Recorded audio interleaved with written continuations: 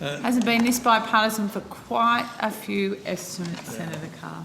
Tripartisan, perhaps. Let's go, Senator Sims. Let's see. Thank you. Let's see. Okay. As I flagged before, I had some questions about the inquiry into the vet sector. And I guess what I'm wanting to understand is this issue around money that's going to brokerage fees. So given the current vet fee help program means there's quite a lot of money on the table, student money and taxpayer money for those who are unable to repay the loans.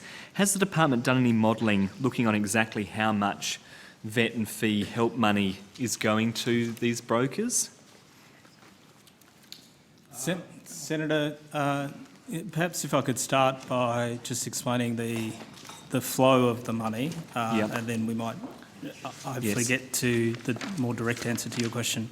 So the Commonwealth's role in vet fee help is to provide money up front, which is then accessed through a loan by the student. So we do not, in that sense, have a direct contractual educational relationship with the provider. So the direct contractual arrangement is between the provider and the student. So Yeah, I'm aware of that. That's struck at whatever the course is, whatever the fee is, whatever the arrangements are, those are between the provider and the student. So any broker fees then presumably are incorporated within the fees that are charged to the student, and those are the direct financial arrangements. So the Commonwealth is not directly involved in brokerage arrangements in that sense. It's also not directly involved in an educational contract with an education provider. It provides the loan book.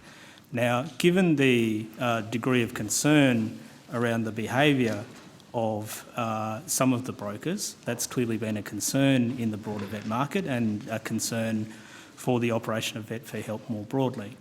The government's taken a number of measures in that regard. One is with the states and territories introduced new standards for RTOs which bound the brokers more closely to RTOs and made RTOs responsible for the activities of their brokers in a number of different ways. And Mr Robinson might wish to comment more broadly on that. Just before you start to detail some of those measures, I mean, I'm happy to revisit that later, but I guess I'm trying to get my head around this aspect of you've got money coming from, or fee help money effectively, going into this, the vet sector. With some of that money that is being spent on the broker fees, and we know they're considerable, some of that money is going to be spent on delivering the educational outcomes for the students, but also quite a lot of it's going to be spent on, or profit margin, I guess, is going to go towards the profit margin of these providers. So does the department do any breakdown at all in terms of how that different money is being spent? I mean, I take your point that you're not funding the brokers directly, but through these funding arrangements, that money is going to be drawn on, isn't it? Well, Senator, as I was saying, the direct contractual relationship is between the provider and the student, the RTO and the student. So that's really where the issue of fair price and transparency with regard to fees is primarily generated. That's about what an RTO is charging a student, whether that's reasonable or not, whether there is transparency in the market about what other RTOs charge, whether or not there's clarity about what kind of outcomes and what the quality of different courses are. That's the transaction between the provider and the student. We are interested in a more general policy sense in the operation of the market. We are also very interested in aspects of consumer behaviour, the government more broadly, the Commonwealth Department of Education as part of that, other consumer agencies, the ACCC, for example, in terms of how that works, and of course the regulator. But the direct financial flows are between the provider and the student. Yeah, okay. And the provider and the broker. And they're not between the Commonwealth and either of those parties. No, so you're not proposing to do any work to sort of clarify that, I guess, is what you're saying. Well, the reform work helps do that because the reforms... I'm sorry? The reforms help this situation brokers and so on, because as Dr. Banerjee was saying a minute ago, the Minister announced reforms which make RTOs responsible for their agents or brokers in a way that they weren't before, as one of 8 reforms to curb bad behaviour in the sector, in the vet fee health sector.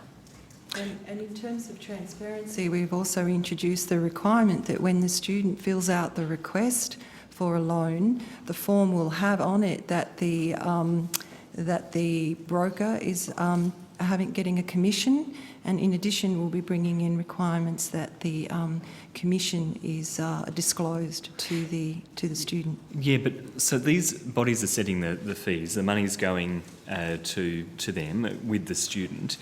Built into that, of course, is going to be the profit margins of the business as well as the brokerage fees. I mean, that's the case, isn't it? So in effect, it is still government money that's going to these brokers. You just can't account for how much because it's being absorbed in the fee. Senator, as I mentioned, the money that is flowing is essentially a contract between the student and the provider. Yep. The provider is no doubt paying a broker where they are using a broker. And making profit too. And making a profit, as if they're a private provider and they are in a situation where they're making profits. That is part of the financial flow. Yeah. Part of that is underwritten by some arrangements that are loan arrangements, income contingent loan arrangements through the Commonwealth Government. Yes. But it's not a direct contractual part. No, I understand that, but I guess I'm just trying to get a handle around it because it's government money, it's public money. Yeah, the main consumer protection that the government has now introduced reforms on is, for example, to have the transparency that Ms Quagliata described about it requiring an RTO to disclose to a potential student what the fees are that might have gone to a broker. But what you're saying in effect is that you can't say that this money's not being spent on brokers. No, it's part of the brokers are part of the system. It's that's just right. that, but RTOs have to choose to use them, and they must work that out in their own business planning. But in light of that, I mean, wouldn't it be prudent to get some modelling done to get a sense of how much could be being spent so that it's better to identify where it's going? I mean, I'm just keen to make sure that that money is going towards education outcomes, not profit outcomes or these brokers. Senator, we're certainly interested in the financial flows and how the market works.